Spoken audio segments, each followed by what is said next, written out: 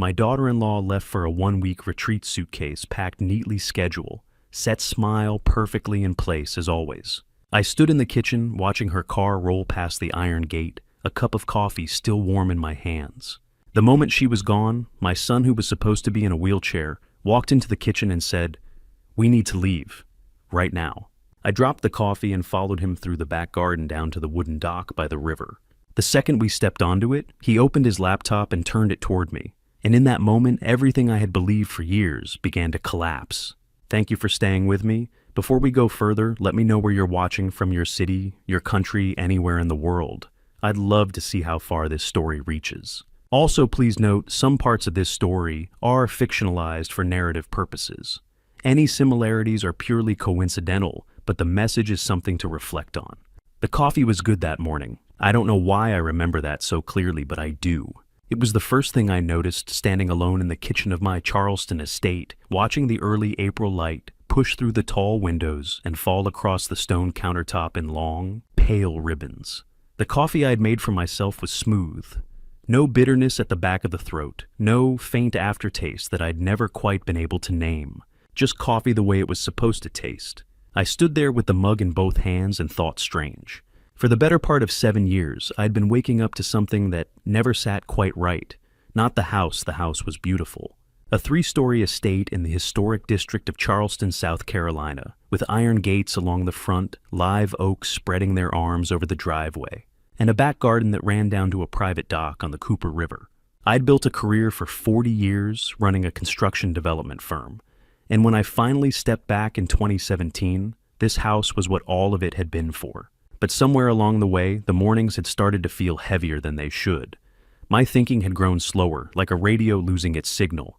I'd blamed age, I'd blamed grief over Colin. I'd blamed the particular kind of exhaustion that comes with watching your son lose the use of his legs and not being able to do a single thing about it. What I hadn't considered, what I couldn't seem to hold on to long enough to examine, was that the fog might not be coming from inside me at all. I heard Natalie before I saw her.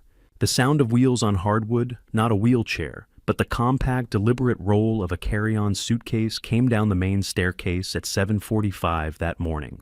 She moved the way she always moved, precise, unhurried, like every action had been rehearsed the night before.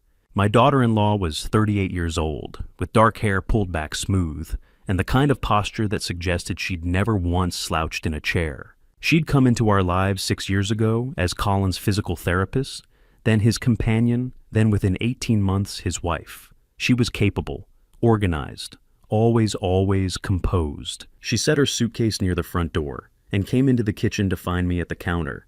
"Your 9 o'clock is the small white pill," she said, opening the weekly medication organizer she kept on the shelf beside the refrigerator. She set today's compartment on the counter in front of me with 2 fingers the way you'd place a document for someone to sign. "And don't skip the afternoon one. You know what happens when you skip it." "I know," I said. She smiled. It was a complete smile. The corners of her mouth moved correctly. Her teeth showed her head tilted just slightly to the right. Everything a smile was supposed to do.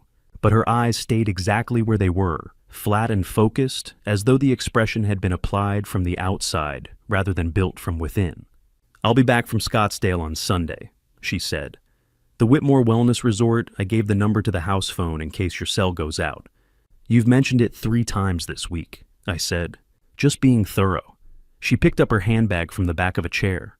"There's food in the freezer. Mrs. Alderman from the agency will come Tuesday and Thursday. Colin's regimen is all written on the board upstairs." She didn't kiss my cheek. She didn't pause at the doorway. She walked to the front door, collected the handle of her suitcase, and stepped out into the morning. The door closed behind her with a soft final click, the sound of something being sealed rather than simply shut. I stood at the window and watched her load the bag into the back of her silver sedan. She checked her phone, once tucked it into her jacket pocket, and got in. The car reversed down the driveway and disappeared past the iron gate. The house was quiet. I picked up my coffee and drank. For a while I just stood there. I thought about the medication organizer on the shelf and the way she'd set this morning's pills in front of me without asking if I wanted them.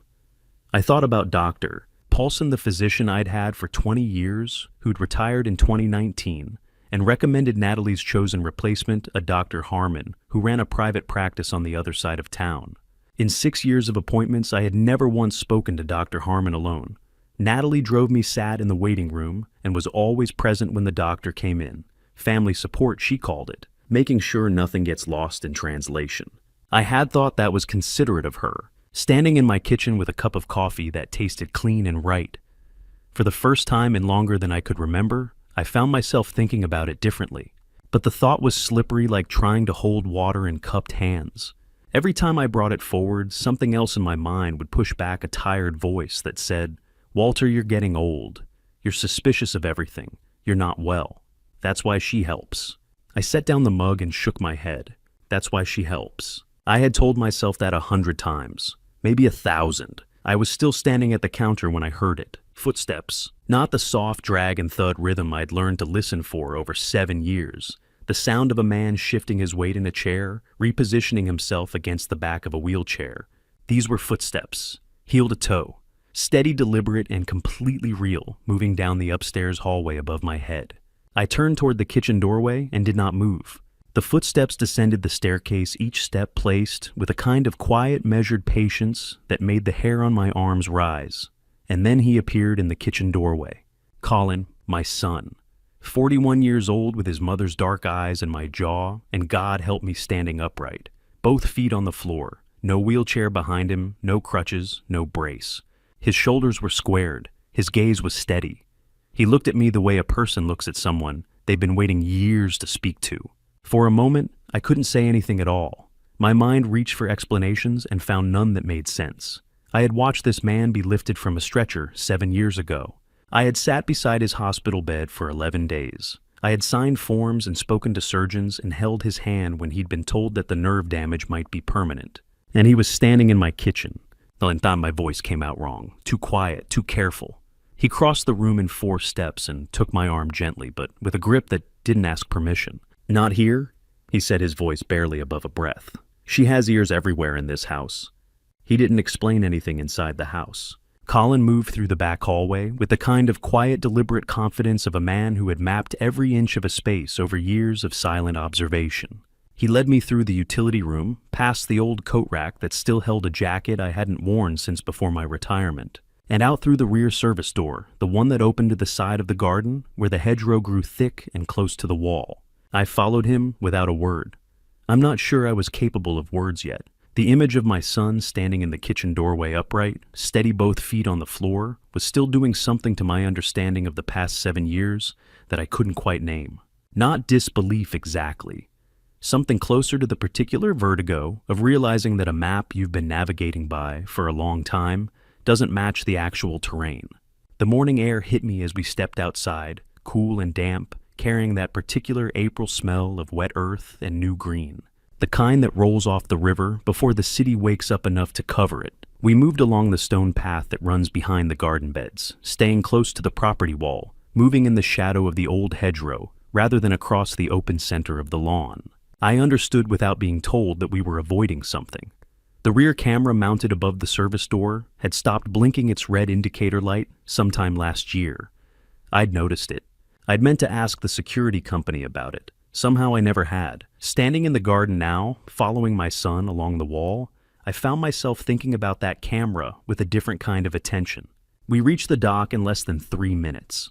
I hadn't stood on this dock in months. It ran about 30 feet out over the Cooper River from the back of the property, old pine boards darkened by years of weather. Built in 2014, back when Colin and I used to spend Sunday mornings out here with cheap coffee and fishing lines we never took seriously. We'd catch nothing mostly, talk about nothing in particular. The kind of morning that doesn't seem significant when you're in it and only reveals itself as significant later, when you're trying to locate the last time things were simply what they appeared to be. The iron cleats along the sides were orange with rust. The small aluminum canoe we'd kept tied to the far post had long since been put into storage the summer after Colin's accident, when certain things about our Sunday mornings changed permanently. Or so I had believed. The dock was still standing still solid underfoot, and this morning it smelled exactly the way it always had, like river water and timber and something older underneath. Something that had nothing to do with the house or the people in it. The river moved past below us with its own quiet indifference, and the far bank sat low and green across the water. Colin sat down on the far bench, set his laptop on his knees, and looked out at the water for a moment before he spoke. "She ran a check on the main camera system 2 weeks ago," he said, his voice low and even. "The dock isn't connected to the household network. She looked at the panel, saw it wasn't listed, and assumed there was nothing out here." He tilted his head slightly toward the piling at the water's edge, where a small black housing unit sat just above the waterline, half covered by the shadow of the board above it. "It runs on its own battery, its own signal. She has no idea it's there." I looked at the camera housing. Then I looked at my son sitting on the dock bench with a laptop on his knees, feet flat on the pine boards. The April light coming in across the water, and I thought about how long he must have been thinking about all of this. How many mornings he had sat at that breakfast table watching, filing things away. "How long have you been planning this?" I asked. He didn't answer that. Not directly. Instead, he opened the laptop, angled the screen away from the river glare, and said, "Before I show you the files, you need to know the truth about the accident." I had told myself a version of that day so many times that it had become smooth and featureless, the way a stone becomes smooth when water runs over it long enough. All the irregular edges worn down. All the places where questions might have caught polished away. March 2017. A construction site in the North Charleston corridor. A scaffolding failure on the 4th floor. My son airlifted to MUSC Health with severe spinal trauma. An accident. That was the word used in every report, every insurance form, every conversation, with every doctor, every attorney, every well-meaning friend who had sat across from me and shaken their head. A terrible accident. The phrase had become so familiar, I had stopped hearing the individual words. It had become simply the name for what had happened, a closed container stored and labeled not requiring further examination. Colin looked at me across the laptop screen and said, "I was working for Meridian Build that year. Independent firm not connected to your company, not connected to anything you were running. You know that." "I know," I said. "You used to come by job sites. You'd drive out in the mornings when you had a project you wanted to see. I knew you were planning to visit that site that week you'd mentioned it at dinner, the Sunday before." He paused. The river filled the silence. "I had an early delivery scheduled, materials arriving at 6:30. I got there before you. I walked into the 4th floor section to check the grid layout before the crew arrived." His jaw tightened. The safety bolts on the outer platform had been removed, not loosened, removed. Someone had taken them out the night before and left the platform looking intact from a distance. The sound of the river filled the silence between us. "The platform gave way the moment I stepped onto it," he said. "If you had walked out there instead of me at your age with the height of that fall..." He stopped. He didn't finish the sentence. He didn't need to. I sat very still on the old pine bench and tried to understand the full weight of what he was telling me. Someone had gone to that site in the darkness of the night before and removed the bolts that held that platform in place. Not randomly, not carelessly, with specific knowledge of the structure and specific intent regarding who would be standing on it the following morning. Not Colin. Colin had arrived early, taken an unplanned route through the 4th floor, and stepped onto a platform prepared for someone else. My son had taken that fall in my place. He had spent 7 years in a wheelchair, 4 of them I was only now beginning to understand, no longer needing it, carrying the knowledge of what had actually happened every single day of those 7 years. While I sat at the breakfast table across from the person responsible and called it a normal morning. "Colin," my voice came out quieter than I intended. "How long have you known..." He looked at me steadily, not with anger, not with the kind of pain that needs immediate expression, with something quieter and more durable, the look of a man who has lived alongside a difficult truth long enough to carry it without being crushed by it. "I started putting it together about 4 years ago," he said. "Small things at first, then not so small." He glanced down at the laptop screen, then back up at me. "I have his name. I've had it for 4 years. He held my gaze and didn't look away. And I've known his name for 4 years. He turned the laptop to face me. There was a photograph on the screen, a professional headshot, the kind pulled from a corporate directory or a licensing board website. A man in his mid-40s, dark-haired, with a particular kind of smile that looks confident from a distance and calculating up close. Beneath the photo, a name. Dominic Shaw. I didn't need Colin to explain who he was. The name landed in my chest, the way a familiar sound does in a dark room. Immediate recognition, the body responding, before the mind catches up. I felt my jaw tighten without deciding to tighten it. I felt the particular stillness that comes when something you filed away a long time ago suddenly becomes relevant again in a way you didn't anticipate. "I know him," I said. "I know you do." Dominic Shaw had been a contract legal partner at Brennan Corp for 6 years before I let him go. He was sharp, genuinely sharp, the kind of legal mind that finds angles other people miss and exploits them with a precision that looks from the outside like simple competence. For a while I'd considered bringing him on full-time. Then in late 2012, my internal finance director flagged a series of irregularities in vendor billing accounts that Shaw had oversight on. The audit took 3 weeks. The findings were unambiguous. He'd been routing fractional overcharges through subcontractor invoices for at least 2 years, small enough amounts that individual line reviews wouldn't catch them, large enough in aggregate to matter significantly. When I called him into my office and laid the documents on the desk between us, he didn't deny it. He didn't apologize. He sat in the chair across from me, with his hands folded and his expression perfectly level. And he looked at the documents the way a chess player looks at a board when the game has already been decided. "You'll regret this," he said. Not a threat exactly. The tone was too quiet for that. It was the kind of statement a person makes when they've already decided what happens next, when they're informing you of a future that's already been planned rather than warning you about one that might occur. I terminated his contract, reported the conduct to the state bar, and moved on. He lost his license to practice law within the year. I told myself that was the end of Dominic Shaw. I was wrong. After he lost his license, he retrained as an independent insurance broker, Colin said, his voice carrying the careful steadiness of someone who has rehearsed a difficult conversation many times in private. No law degree required, just a broker's license and a client list. He built a new practice from scratch. He paused. His specialty became high-value life and estate policies. I looked at the screen. Dominic's photo looked back at me with the same expression I remembered from that office, composed, watchful, the smile doing its work from the surface while something else operated underneath. "Natalie wasn't a coincidence," Colin continued. "She was a placement. He found her, trained her, and put her inside the company deliberately." He pulled up a second file, a scanned employment record. She applied for a position in the financial operations department in early 2015. The team was 50-plus employees. Department heads handled their own hiring at that level. It never came to you for a signature. I stared at the record. I remembered the name on the internal directory vaguely, the way you remember a face from a company event present without being notable, present without being examined. She spent 2 years inside Brennan Corp learning the asset structure, Colin said.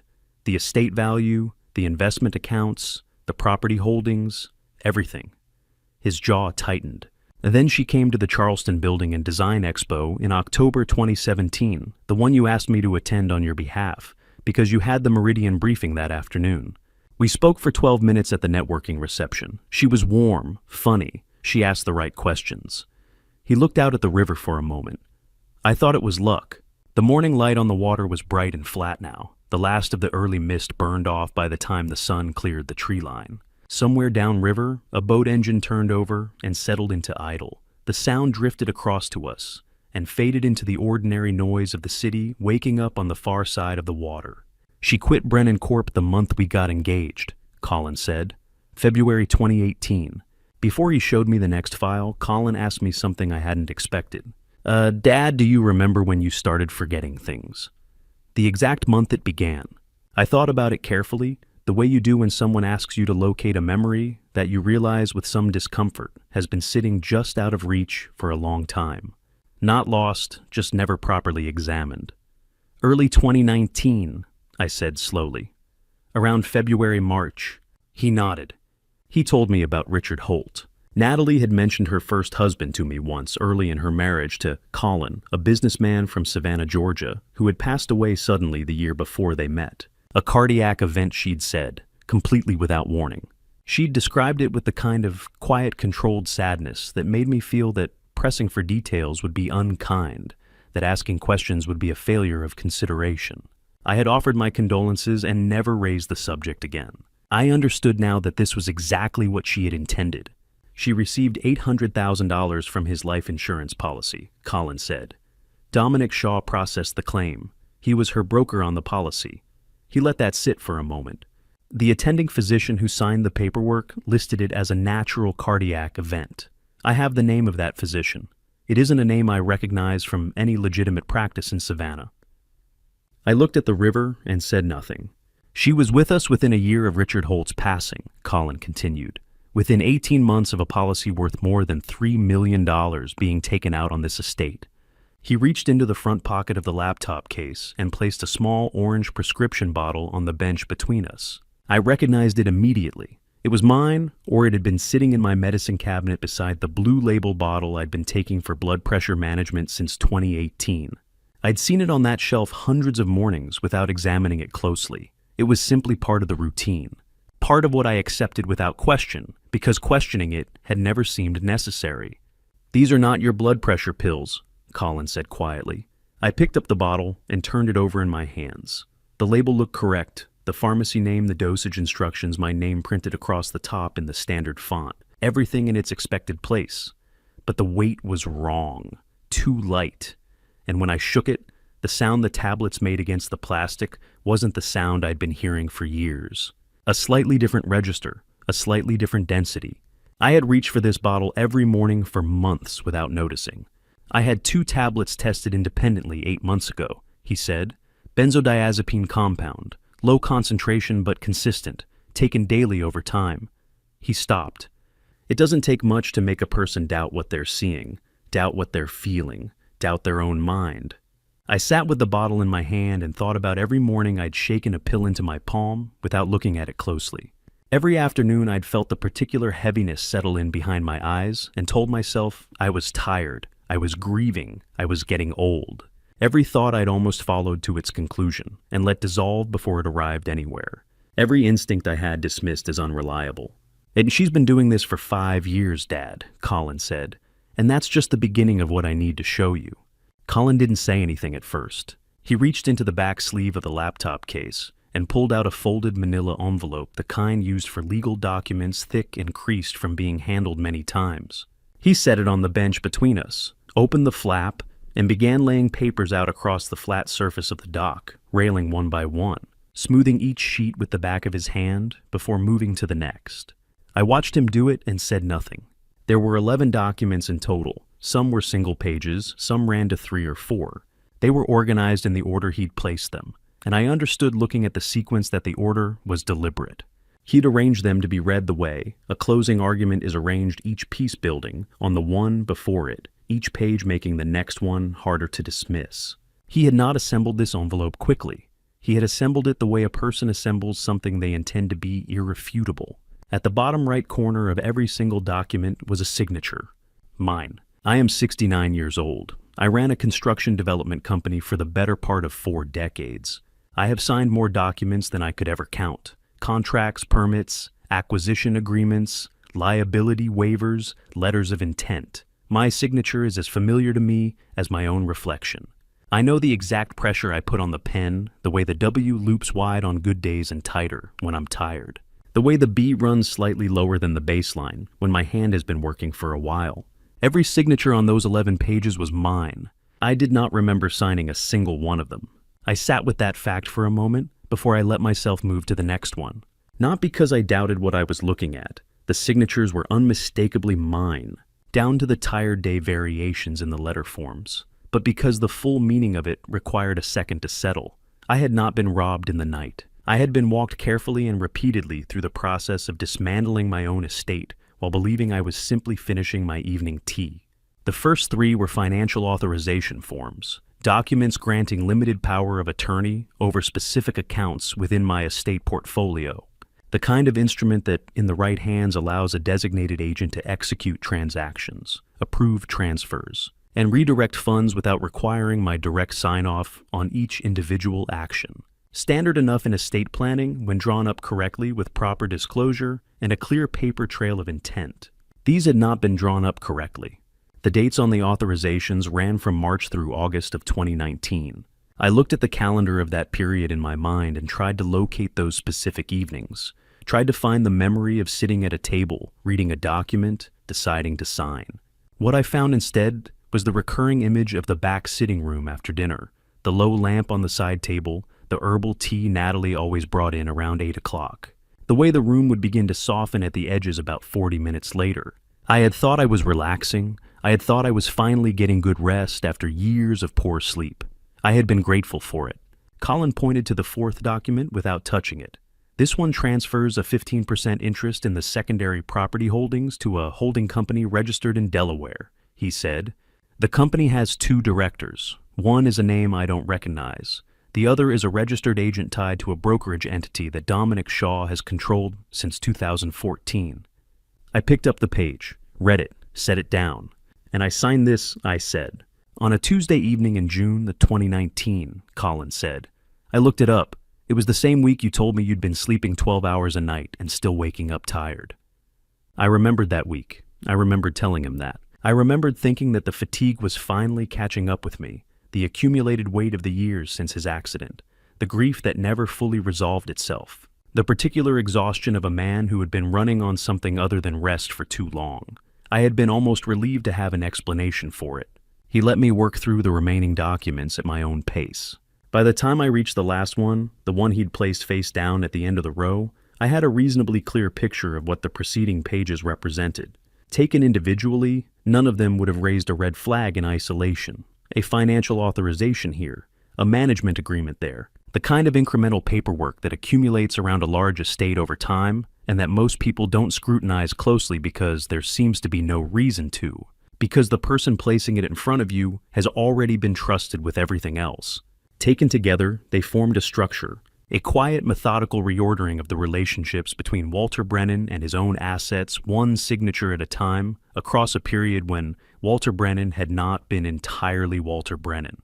I turned over the last document. It was a life insurance policy application. Standard format, 4 pages issued through a mid-sized underwriting firm. I didn't recognize Hargrove Meridian Life, an estate headquartered in Atlanta, Georgia. The policyholder name was Walter James Brennan. The coverage amount was listed in the summary box on the first page, printed in the clean, neutral font that insurance documents use regardless of what they're actually saying. $3 million. The beneficiary line read Natalie Ann Brennan's spouse. The date of signature was March 14, 2020. I remembered that week, not the signing. I didn't remember that. But I remembered the week itself, with unusual clarity, the way you sometimes remember the frame of an event, even when the center of it has gone. I'd had what I thought was a mild flu. 3 days of fatigue, low-grade fever, difficulty concentrating on anything for more than a few minutes at a time. I'd stayed home, slept a great deal, and by the weekend felt well enough to sit in the garden for an hour in the afternoon sun. Natalie had been attentive throughout, bringing meals on a tray, managing my medications, appearing at regular intervals with the quiet, unhurried efficiency of someone who understood exactly what was needed and when. I had been grateful for her then. I had thought not for the first time that Colin had chosen well. I looked at the date on the document again. March 14th, 2020. Hargrove Meridian, I said. I've never heard of them. They've been operating for 9 years, Colin said. Legitimate enough on the surface, licensed, registered, active policy portfolio. But the original capitalization came through a chain of holding entities. One of those entities connects directly to a brokerage account in Dominic Shaw's name. He paused. He didn't just process the policy, Dad. He built the company that issued it. $3 million. I set the document down on the railing and looked at the water. The Cooper moved past below us, the way it always did, without comment, without adjustment, entirely unchanged by what was happening on the dock above it. I had always found the river reliable in that way. This morning, the reliability felt less comforting than usual. My hands were steady. I had spent 40 years in boardrooms making decisions that other men found difficult, and I had learned early that the moment your hands start moving is the moment you lose the room. Steadiness had been a professional discipline for so long that it had become simply how I was built. But for 1 second, one single second, I felt the page tremble slightly between my fingers before I placed it flat on the rail. I let that second pass. I breathed once. I set the document down. I looked at my son across the spread of papers on the railing. 11 documents, 11 signatures. The systematic architecture of something that had been built around me while I stood inside it and called it home. Then I looked at my son. There's one more file, Colin said quietly, about who Natalie was before she ever walked through our door. The folder was simply labeled with a name and a year. R. Holt 2016. Colin opened it without commentary, and the screen filled with the kind of documents that carry a particular weight, not because of their legal language, but because of what they represent. An obituary printed from a Savannah newspaper, a funeral program, the cover showing a photograph of a man standing outdoors, somewhere smiling, broadly squinting, slightly against the sun. A policy summary sheet with a beneficiary line I'd already learned to look for. I leaned forward and looked at the photograph. Richard Holt had been 52 years old when he passed. He had the kind of face that suggested someone who laughed easily, broad features, the smile pulling wide, and unguarded the posture of a person comfortable in their own body. A businessman, the obituary said. Commercial real estate primarily in the greater Savannah area. Survived by his wife Natalie. No children. Services held at First Presbyterian Interment Private. The cause listed on the death record was a sudden cardiac event. No prior diagnosis. No warning signs documented. Dominic processed the claim, Collins said.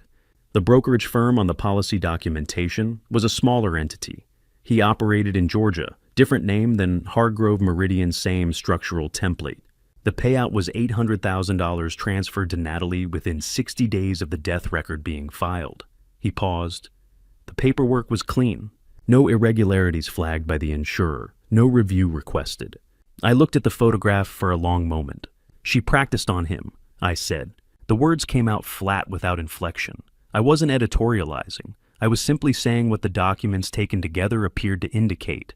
Colin didn't confirm or deny it directly. He just held my gaze long enough to tell me he'd arrived at the same conclusion. We were never the first, I said. We were just the largest. Yes, he said.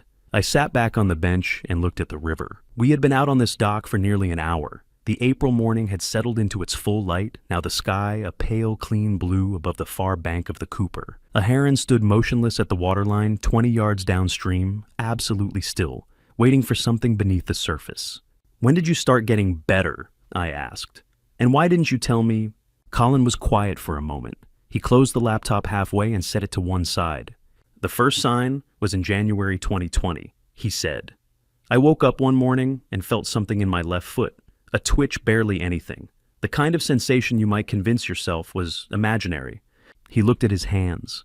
I didn't tell you because I didn't know what it meant yet, and because by that point I had already begun to understand that something in that house wasn't right. I needed to know what I was dealing with before I showed anyone a card. You were protecting yourself, I said. I was protecting both of us, he said. If Natalie knew I was recovering, she would have adjusted whatever she was doing. And I would have lost whatever window I had to see the full picture. I understood that. As a strategic decision, it was sound. As a human one, as a father, absorbing the image of his son alone and in pain, making that calculation in silence, it was something I would need more time to sit with. He told me about the nights. After the household went quiet, after Natalie's light went off, and the house settled into its late-night stillness, Colin would lower himself from the bed to the floor of his room. The floorboards in that room were old pine cool under his hands, smooth from decades of foot traffic. He'd work on the exercises in complete darkness. No lamp, no phone screen, nothing that might throw light under the door or cast a shadow visible from the hallway. In the beginning, it was only sensation trying to locate the connections between intention and movement to relearn what his nervous system had partially redrawn after the injury. It was slow. It was painful in the way that deep physical work always is the kind of pain that doesn't announce itself loudly, but settles into the joints and stays. He told me about the cold and the silence and the particular discipline it requires to want something as badly as he wanted it, and not allow any sign of it to surface during the daylight hours. To be lifted into a wheelchair every morning, and let someone position his legs and wheel him to the breakfast table, while his body already knew things that his expression could not show. Natalie believed the medication she'd arranged through Dr. Harmon was maintaining my condition, he said quietly. She wasn't monitoring me for recovery. She was monitoring for stability, making sure I stayed exactly where I was. His voice was measured, but something moved beneath the surface of it. So, as long as I gave her stability, she had no reason to look more closely. 4 years. Every night in the dark, rebuilding what the fall had taken, while the woman who had helped arrange that fall moved through the house above him planning. In the summer of 2020, on a night he described as warm and airless, Colin pressed his palms to the floor and pushed himself upright. He stood shaking from the effort, his entire body registering the act with a kind of pain.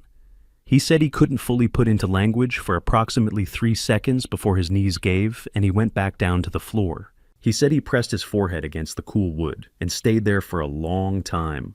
He said he didn't make a sound. The night I stood up for the first time, Colin said, his voice dropping just slightly, I heard her voice downstairs. He looked at me steadily. And what she said changed everything. If you're still here, comment, still watching. So I know you're with me.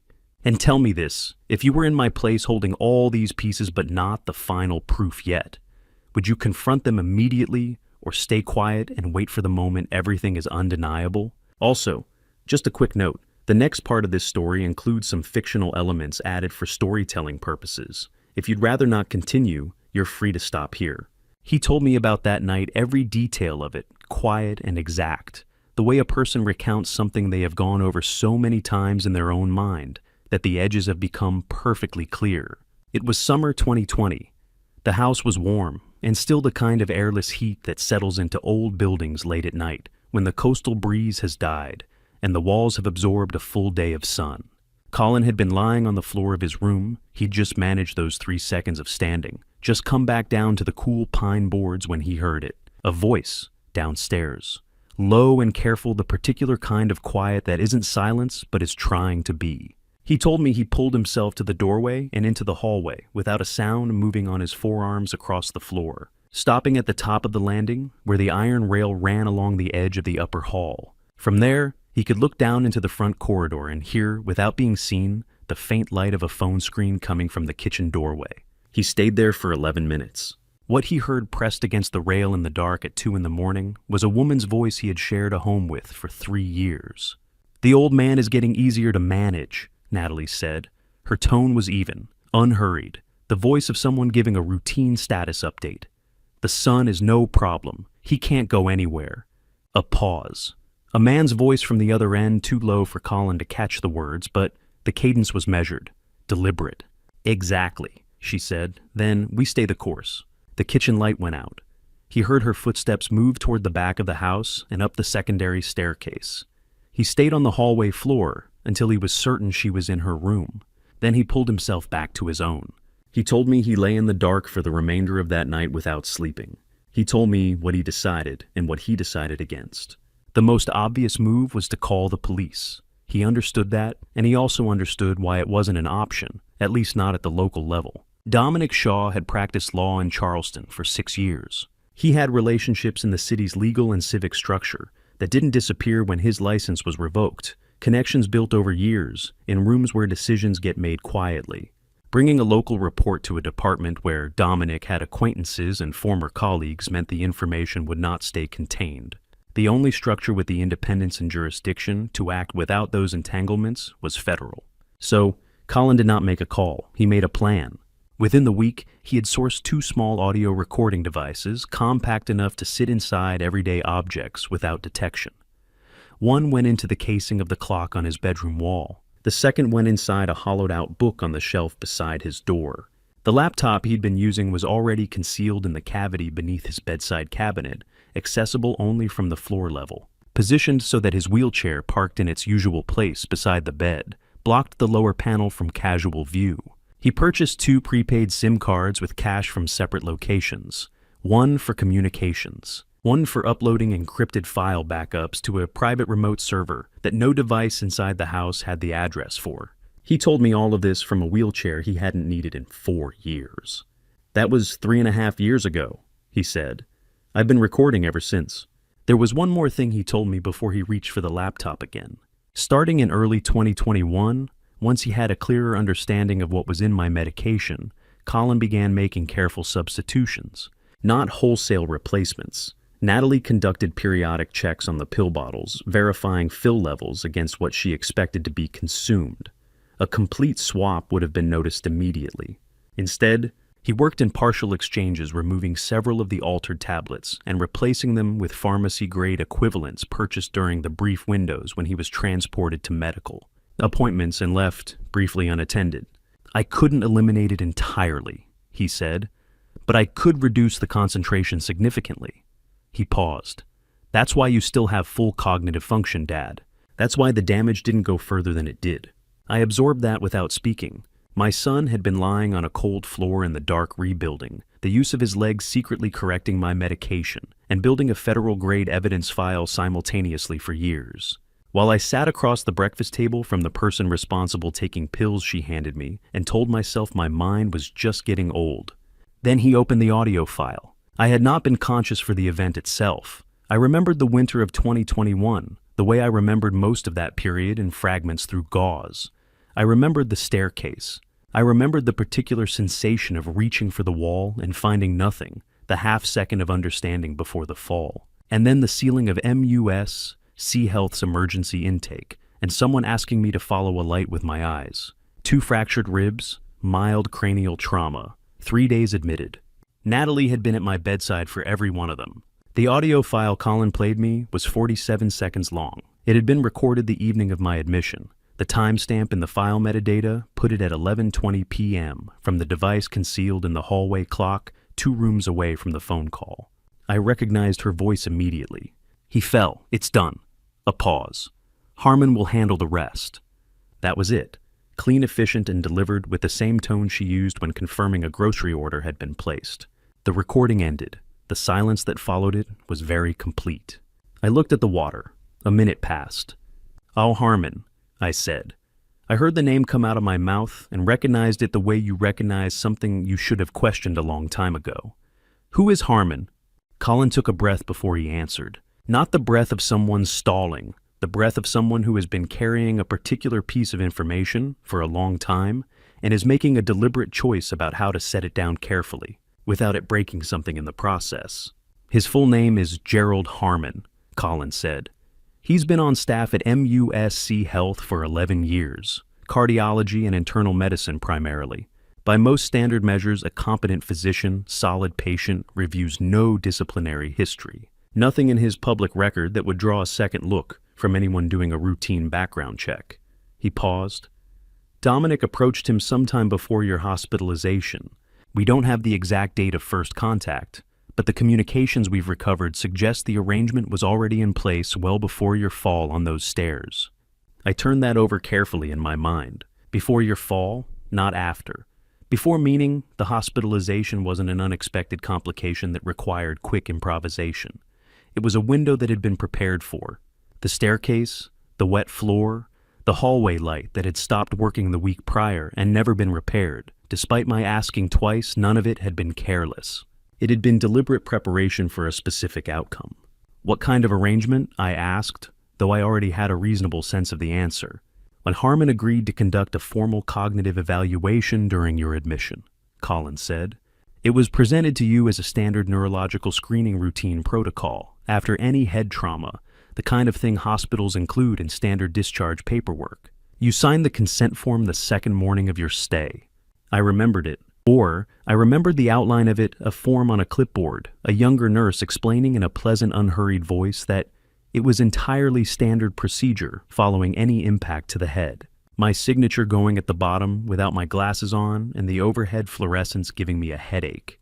3 days into that hospital, stay still managing 2 fractured ribs, and the particular fog that follows a concussion still operating at significantly less than full capacity. It had seemed entirely unremarkable. It had seemed like paperwork. The evaluation was designed to reach a specific conclusion before it was ever administered, Colin said. He opened the audio file without preamble. The recording was short. A corridor exchange, the ambient sound of a hospital at night underneath it, the distant movement of equipment and soft-soled shoes on linoleum. 2 voices speaking in the careful, measured murmur of people who are aware they're in a semi-public space and are choosing their words accordingly. Natalie's voice came through, first calm, unhurried, the tone she used for logistics. The evaluation needs to show early-stage cognitive decline, enough for guardianship. A pause. A man's voice low and precise with the clipped delivery of someone accustomed to medical documentation. "What's the timeline?" Her response, "When he's discharged, within the month." The file ended at 41 seconds. Colin let the silence sit before he continued. The objective was to establish a documented legal record of cognitive impairment sufficient to file a petition for guardianship with the county probate court. Once that determination existed on paper and had been signed off by a licensed attending physician, she could have initiated the formal transfer of estate management authority. The process under South Carolina law takes between 60 and 90 days from filing to approval when there's no medical challenge. I absorbed that. And I wouldn't have been considered capable of challenging it, I said, because the record would have shown I wasn't capable of making that determination. Correct, Colin said. I had built a company from the ground up over 4 decades. I had sat across negotiating tables from men who were trying to take things from me, and I had held my position every single time. And in the space of one hospitalization, one carefully arranged fall on a staircase made wet the evening before, one hallway light that had been left burned out for just long enough, I had come within a single counter-signature of losing the legal standing to be considered a competent adult in my own home. It didn't go through, I said, because I pulled the form before it reached the attending physician for counter-signature, Colin said.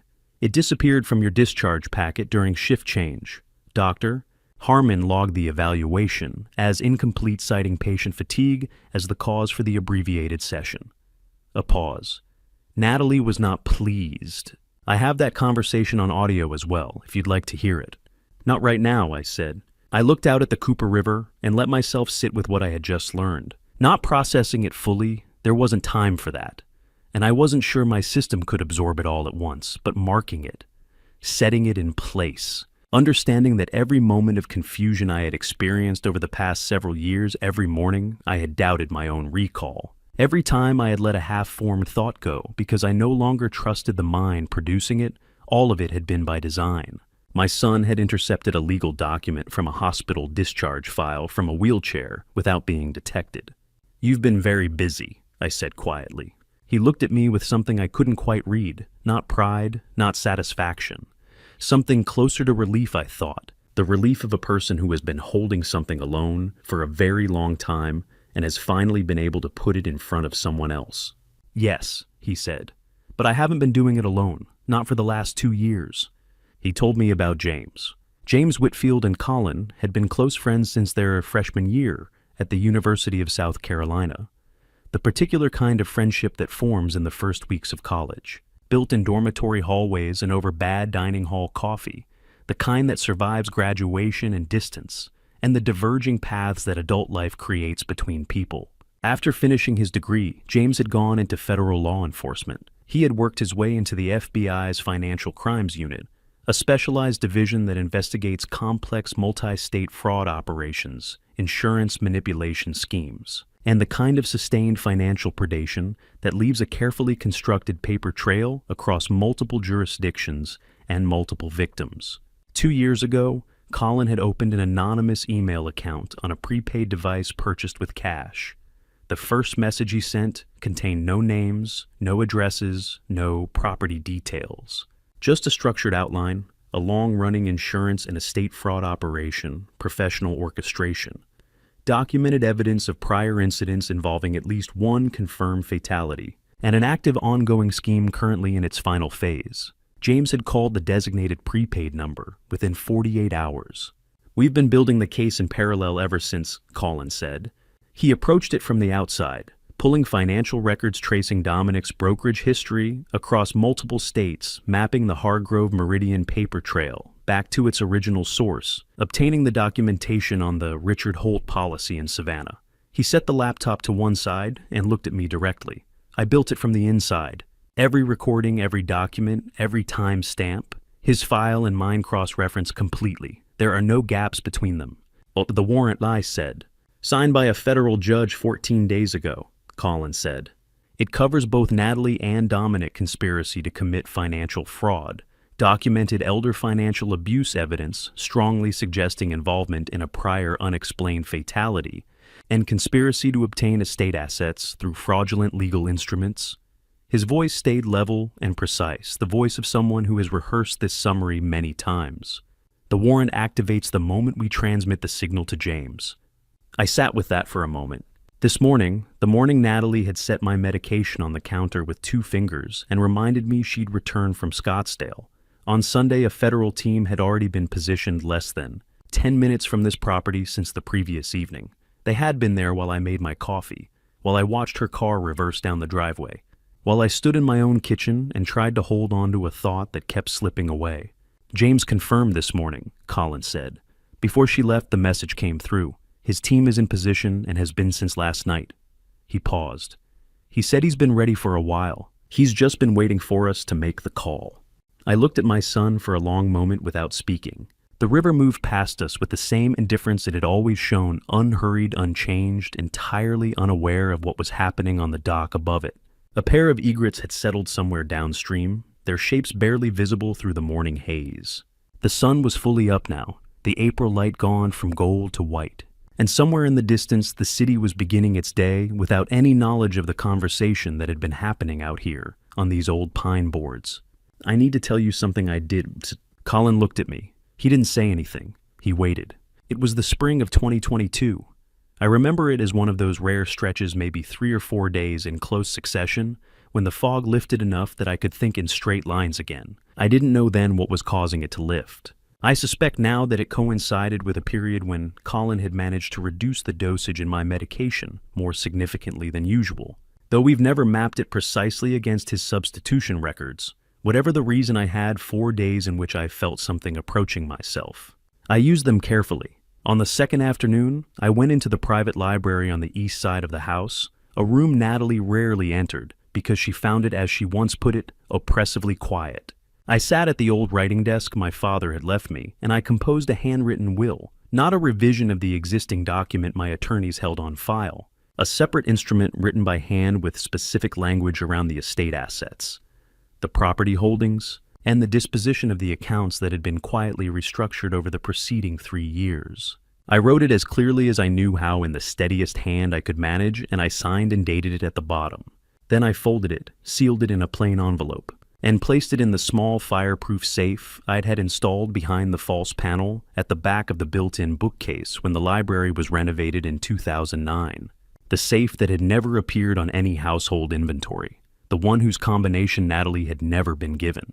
I wasn't certain the document would hold up legally in every particular, but I was certain that if anything happened to me, it would exist, and that its existence alongside everything else would complicate any clean transfer of assets considerably.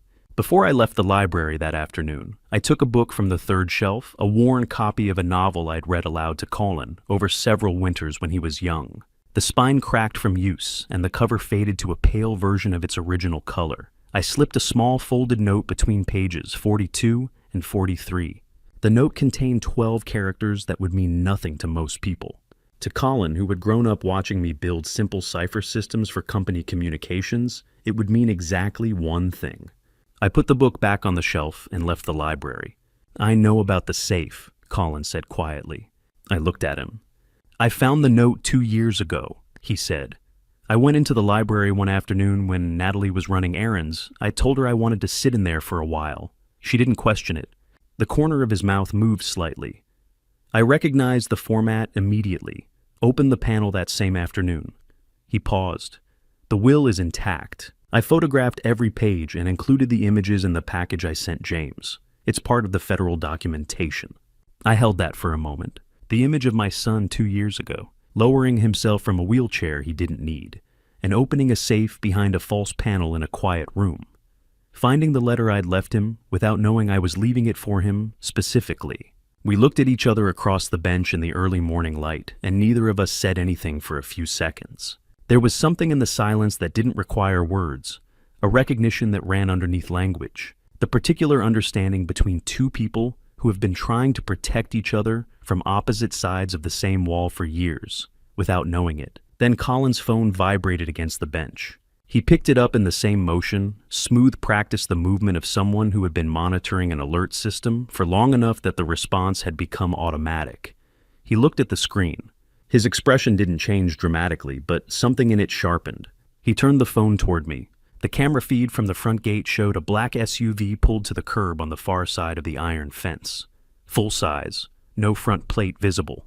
Engine still running, I could see the faint heat shimmer from the exhaust in the morning air. The timestamp in the corner of the frame read 9:47 a.m.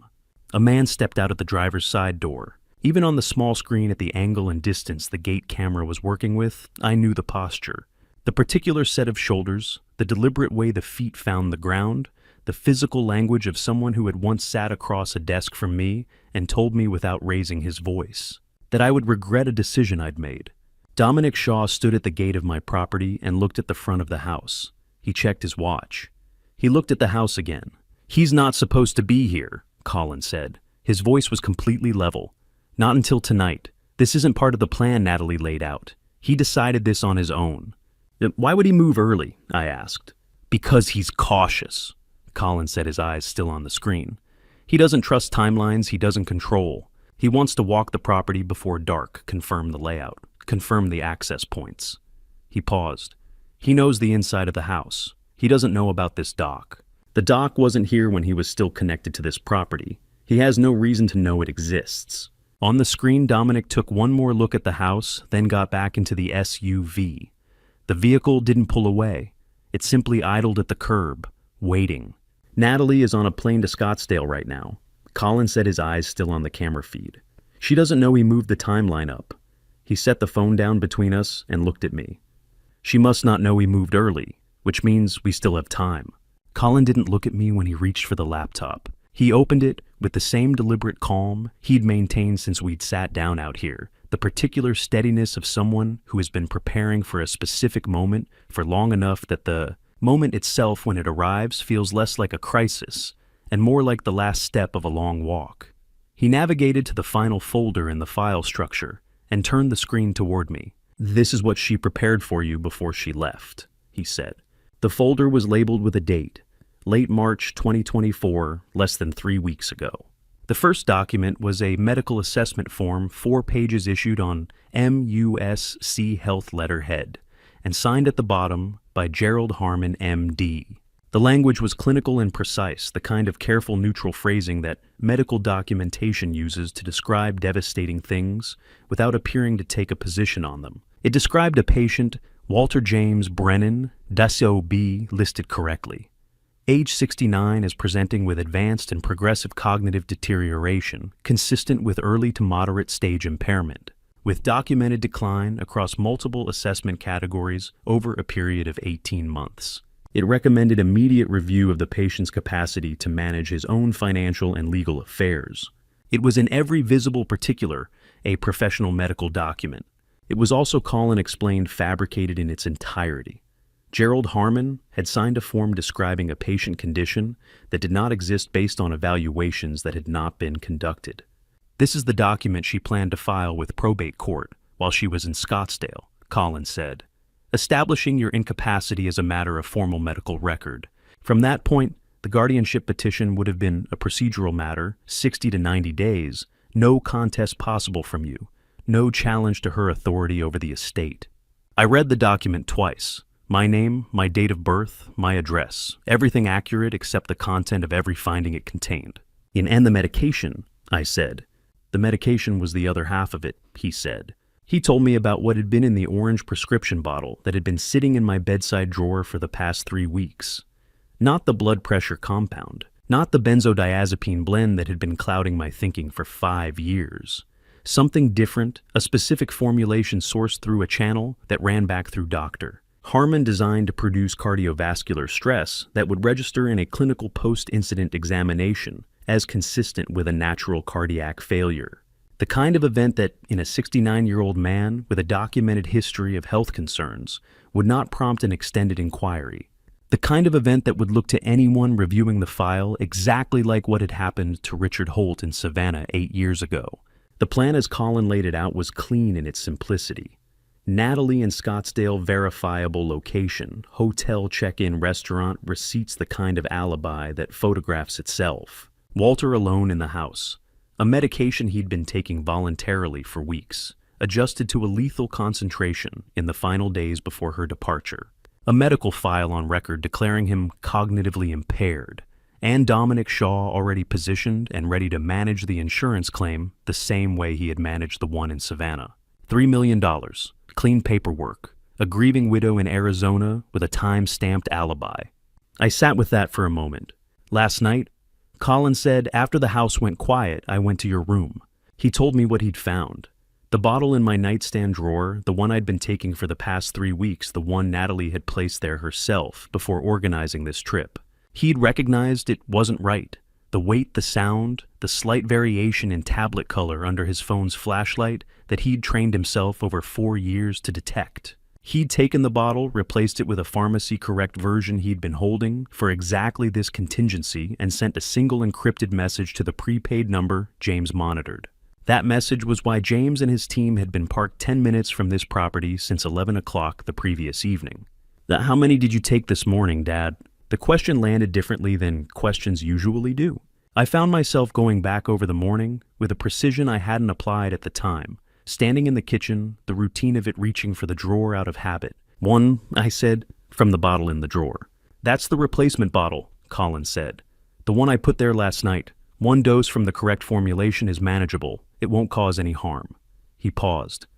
"But we are not going back into that house." I looked at my hands for a moment. Then I placed my right palm flat on the dock railing, pressed it there until the wood grain was solid and real under my skin, and looked at my son. "Tell me what to do next," I said. He picked up the prepaid phone from beside the laptop. He dialed without looking up the number. It rang twice. "James." His voice was steady and quiet. "It's time." The response came immediately, no hesitation, no request for clarification. "Send everything. I've been ready." Colin ended the call and opened the encrypted transfer application on the laptop. 3 separate server addresses each, in a different jurisdiction, each requiring its own authentication. He'd explained this architecture to me briefly in the first hour out here, redundancy by design, so that no single failure point could compromise the full package. Insurance records, audio files, document photographs, the will, the medication analysis. Dr. Harmon's fabricated assessment, alongside the real one Colin had obtained independently. 41 months of continuous evidence gathering, organized and cross-referenced, beginning its final journey to the people who had the authority and the jurisdiction to act on it. The upload progress bar moved steadily in the upper corner of the screen. I watched it and said nothing. Then the phone on the bench beside me buzzed once the live camera feed from the dock's own independent unit, the one Natalie had never known existed. I turned the screen over. The side gate of the property. The narrow service entrance on the east wall partially obscured by the old magnolia that had grown up against the iron fence over the decades. On the screen, a figure moved along the exterior wall with the unhurried, deliberate pace of someone who has studied a layout in advance and knows exactly which entrance draws the least attention. Dominic Shaw reached for the gate latch and tested it slowly. He wasn't rushing. He wasn't checking over his shoulder. He moved like a man who believed he already knew everything there was to know about what was waiting inside. He didn't know about the dock. A quick heads up before we go on some details in the next part have been shaped with fictional elements for narrative purposes. If you're not comfortable with that, you can stop here, but if you are, what comes next might change how you see everything. The laptop screen had split into 2 panels. On the left, the 3 upload progress bars read. The color Colin had set for active transfer moved in slow, steady increments. On the right, the live feed from the interior camera system Colin had built out over the past 4 years, 4 angles covering the main hallway, the staircase landing the east corridor, and the upstairs hall outside the bedroom doors. The feed was silent except for the faint digital timestamp ticking in the corner. I watched a man walk through my house. There is something profoundly disorienting about observing your own home from the outside, about watching the rooms you have lived in for years reduced to gray-toned rectangles on a screen, while a stranger moves through them with the ease of someone who has studied the floor plan in advance. Dominic Shaw moved through the ground floor of my house without hesitation. No searching, no opening drawers, no examination of surfaces. He wasn't there to take anything. He was there to confirm. He walked the perimeter of the sitting room, crossed through the dining area, stood briefly at the entrance to the kitchen, and looked in without entering. His movements were efficient and unhurried, the movements of a man running through a pre-departure checklist, verifying that each item is in its expected position before the larger plan proceeds. He didn't appear concerned. That I found was the most unsettling thing about watching him. "He's been in this house before," I said quietly. "Yes," Colin said, without looking up from the upload panel. "More than once, I think, while you were at appointments." I watched the camera feed and didn't respond to that. Dominic moved to the staircase and went up. The upper hallway camera picked him up as he reached the landing, moving at the same measured pace, one hand trailing briefly along the wall before he straightened and continued toward the bedroom wing. He passed the door to my room without stopping. He paused briefly at the entrance to the guest room. Then he reached Colin's door and pushed it open. He stood in the doorway for what the timestamp indicated was approximately 20 seconds. The room was exactly as Colin had left it. Bed made, curtains open, the desk with its small lamp, and the books arranged along the back edge. And beside the desk, positioned precisely where it had been every morning for 4 years, the wheelchair. Empty upright, sitting in the particular way that objects do when they have become so associated with a person's daily presence that their absence from the space registers as wrongness. Dominic looked at the wheelchair. I watched him look at it. Whatever calculation he was running behind his eyes, it produced a specific result. He reached for his phone. Colin had the audio feed active on the prepaid device, a direct line into the same microphone system, embedded in the hallway clock, still operational, still transmitting. The call connected on the first ring. "They're not here." Dominic's voice was even, reporting a fact. A pause. Then Natalie's voice, and I heard immediately what I had never heard in 6 years of living under the same roof as this woman. The surface was still controlled. The words were still precise. But underneath the precision, something had shifted by a fraction of a degree. The particular quality of a voice when the situation it has been managing begins to move outside the parameters it was designed for. "What do you mean not there?" "Neither of them. House is empty." "Check every room." "The study." "The back sitting room." "I've been through the full ground floor and the upper hall," he said. "The old man's room is undisturbed. The son's room wheelchair is still there. They didn't take the car. Both vehicles are in the garage." A longer pause this time. "Let's find them. They can't have gone far. The old man can barely walk." The audio continued, Dominic confirming he would check the remaining rooms, Natalie repeating the instruction with a controlled urgency that I recognized belatedly, as the closest she was capable of coming to panic. But I had stopped processing the words at that specific sentence. The old man can barely walk. Colin turned his head and looked at me. I was 69 years old. I had run a company for 4 decades. I had built the house they were standing in.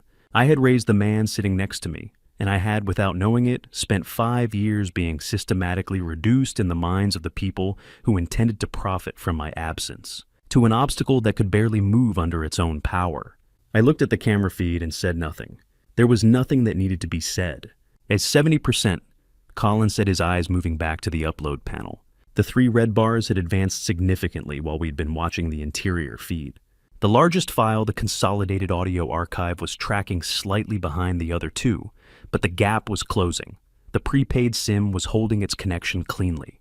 No drops, no interruptions. I thought about James Park 10 minutes away with a federal team and a signed warrant watching the same encrypted feed from his end, waiting for the transfer to complete, waiting for the signal. On the interior feed, I watched Dominic finish his check of the upper floor and return to the staircase.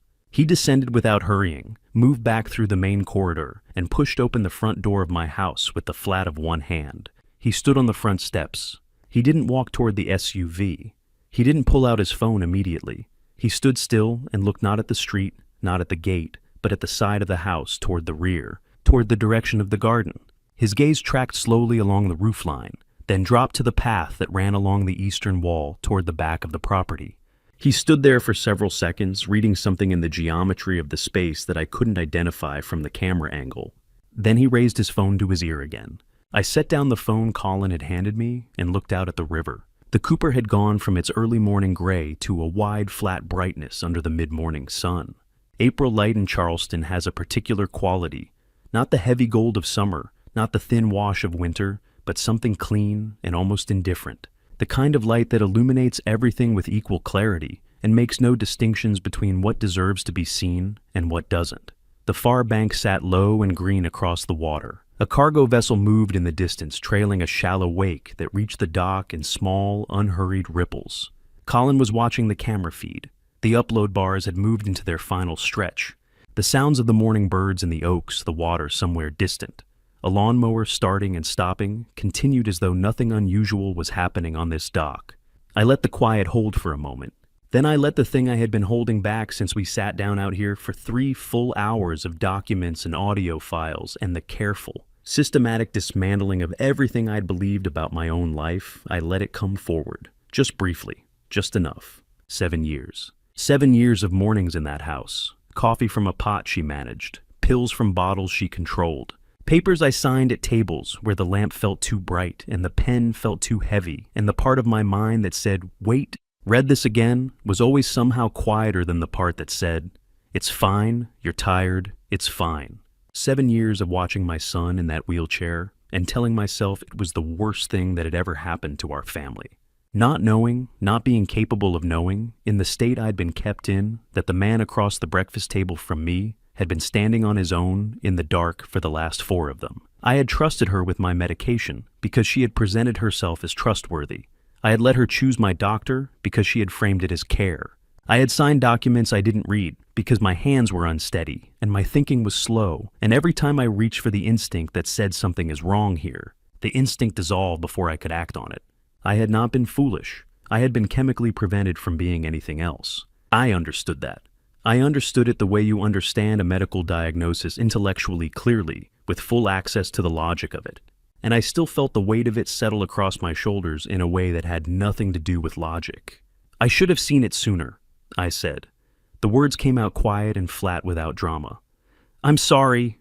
The river moved past below us. You did see it, Dad, Colin said. He wasn't looking at me. His eyes were still on the screen, but his voice had changed register in the way it does when someone is saying something they mean completely. You just didn't trust yourself. That's exactly what she counted on. Not reassurance, not the comfortable softening of a difficult truth. Just the truth stated plainly, which was the only thing that had ever been useful between the two of us. I sat with it for a moment. Then I nodded once and turned back to the screen. 90%. The 3 red bars had nearly reached their endpoints. The audio archived, the largest file, the one that had been tracking slightly behind, had closed the gap. Whatever happened in the next few minutes, the package was almost beyond reach, almost in James's hands, almost irreversible. On the camera feed, the interior of the house was empty now. Dominic and whoever he'd brought with him had moved out of the camera's coverage area, which meant they were either outside or in the blind spots along the rear of the property. Then the exterior feed shifted. 2 figures appeared at the edge of the rear garden, the section near the old storage shed, where the formal planting beds gave way to the rougher ground that ran toward the tree line. Dominic moved with the same deliberate pace I'd been watching all morning. Beside him was a second man, taller, broader across the shoulders, wearing dark clothing, despite the April warmth. He had latex work gloves on both hands. They were moving methodically, not rushing, checking each section of the garden in sequence, working from the house outward in a pattern that covered ground without missing it. How much time? I asked. Colin studied the feed without blinking. 3 minutes to finish the upload, maybe 5 before they reached the dock path. He tilted his head slightly. The oak line will block their view until they hit the bend in the path. They won't see the dock until they are at the last turn. I looked toward the far end of the garden, where the path curved between 2 old live oaks that had been there since before I bought the property. Their canopies reached across and nearly met overhead, forming a low tunnel of shadow and hanging moss that gave way just past the bend to open ground and the dock. 3 minutes. The upload bars held their pace steady, indifferent mechanical in their reliability. Colin's eyes moved between the camera feed and the transfer panel. Mine stayed on the path through the garden. I counted the seconds in my head. Upload complete, Colin said. His voice was even, just a statement. But I had spent 40 years learning to read the faces of people who had been trained not to show too much. And I saw the micro-release, the fraction of tension leaving the set of his jaw that no one without that particular experience would have caught. And then from somewhere past the oak line, from the direction of the garden path, closer than the geometry of the space suggested it should be, came the dry, sharp sound of a branch giving way underfoot. I had thought we had 5 minutes. We didn't move. Colin's hand was already on my arm light, just the pressure of fingertips against my sleeve. But it was enough to communicate everything that needed to be communicated in that moment. Don't shift your weight. Don't turn your head. Don't make a sound that doesn't already belong to this stretch of riverbank on an April morning.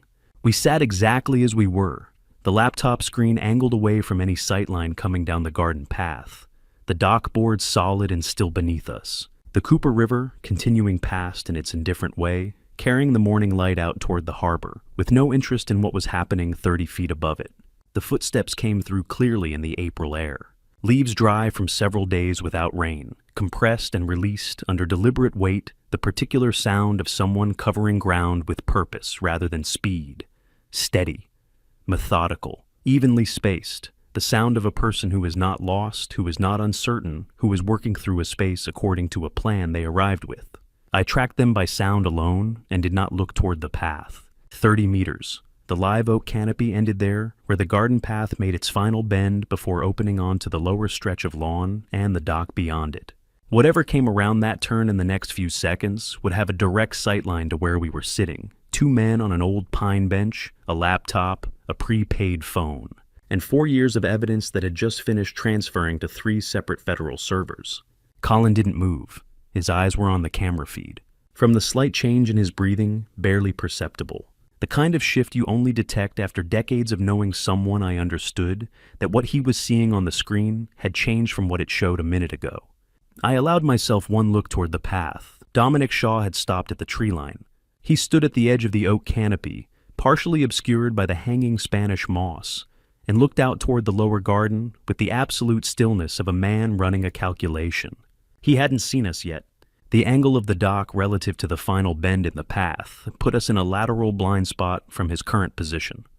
Visible if he took 3 more steps forward, invisible from exactly where he was standing. But he was reading the geometry of the space, the same careful, methodical reading he'd applied to the interior of the house, moving through it, cataloging it, looking for what was present that shouldn't be, and what was absent that should. His gaze tracked along the lower fence line, across the face of the old storage structure, and then slowly out toward the river, toward us. Colin's hand tightened slightly on my arm. We held. The sound came from the front of the property, not loud. This was not the aggressive all-announcing wail of an emergency response designed to scatter and overwhelm. This was a federal approach, a short controlled signal, the kind calibrated to carry cleanly across a property of this size and reach specific ears without alerting an entire residential block. In the still April morning, with the harbor breeze lying flat and the city not yet fully awake, it moved through the air with complete precision. Dominic heard it. His head turned toward the front of the house, the involuntary, precise rotation of a man whose attention has been seized from the outside against his intent. For 1 full second, he was motionless. Then he moved, pivoting hard toward the east wall, back toward the service entrance he'd used, to come in the route he'd already mapped as his exit. He made it approximately 8 meters before the 2 agents who had been positioned in the rear section of the property since the previous evening came around opposite sides of the garden wall and converged directly on the path in front of him. He stopped. He looked at them, then over his shoulder, then back at them. He made no further attempt at movement. The second man, the one Colin had flagged on the camera feed earlier, broader across the shoulders, dark clothing, despite the warmth. The latex work gloves still on his hands had been following Dominic at a short distance. When Dominic stopped, he stopped. When he registered the agents and understood what was happening, he raised both hands, went to his knees on the grass without instruction, and began cooperating with a completeness that indicated a man who had rapidly run through his available options and found all of them pointing in the same direction. The agents moved with the quiet, practiced efficiency of people who have conducted this sequence enough times that it no longer requires discussion or adjustment. Within 90 seconds of the first signal, Dominic Shaw was in restraints on the garden path of my property, the path he had been using to close in on a dock whose existence he had not known about until it was too late for that knowledge to be useful. He didn't struggle. He didn't speak. He stood in the restraints with his hands behind him and looked at the river in the distance with an expression I couldn't fully read from where I was sitting. Whatever he'd expected this day to look like, it had not looked like this. Colin and I walked back up the garden path. That sentence is straightforward. What it describes was not. We had been on that dock for nearly 3 hours, working through a body of material that had systematically dismantled and then rebuilt my understanding of every year I had lived in that house. Walking back through the old oaks, past the camellia beds along the east wall, past the low iron bench that had been there since before I bought the property, past the section of garden that looked exactly the same as it always had, while things I could not see had been happening around and beneath, it felt like more than a change of location. I had left through a rear service door that morning, following my son in silence, uncertain of what I was moving toward. I walked back through the garden with a different kind of knowing, heavier and clearer, and not entirely settled, Some things don't become manageable the moment they become visible. They just become facts, and you learn to carry facts differently than you carry uncertainty. At the far end of the garden, James Whitfield was standing beside the lead vehicle in a line of 3 dark cars that had positioned themselves across the main entrance and the side gate.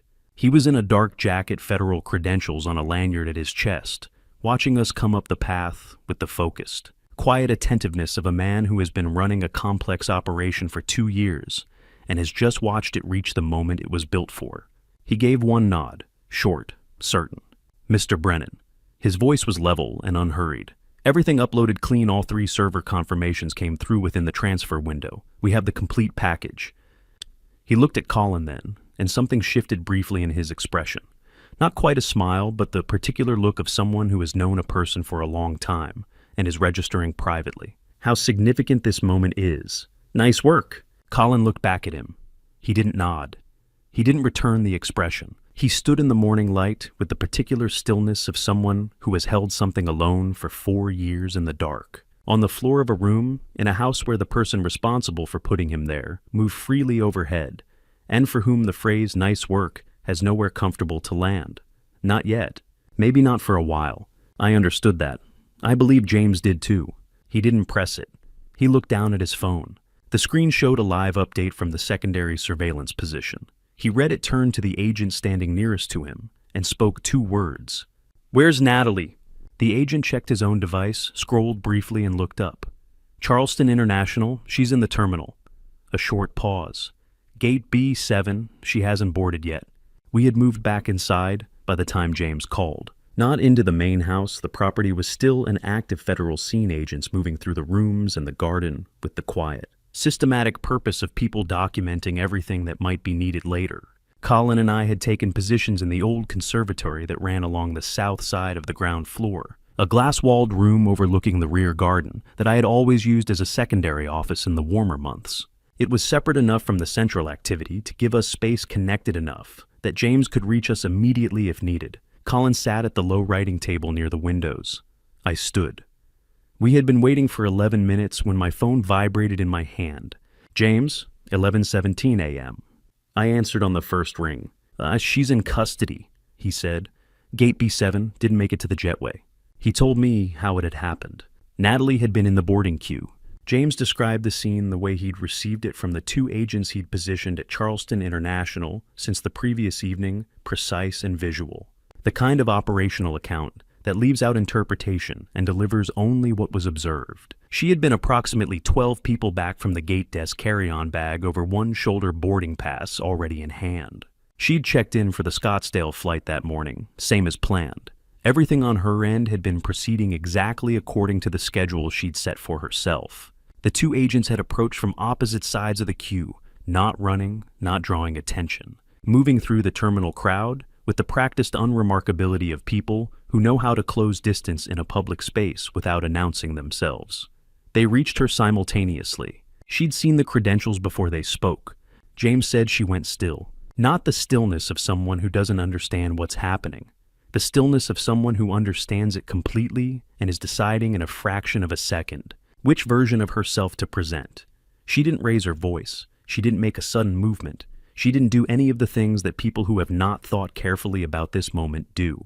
She reached for her phone. It was, James said, the most revealing thing she could have done, not because it was unexpected, but because of the automaticity of it.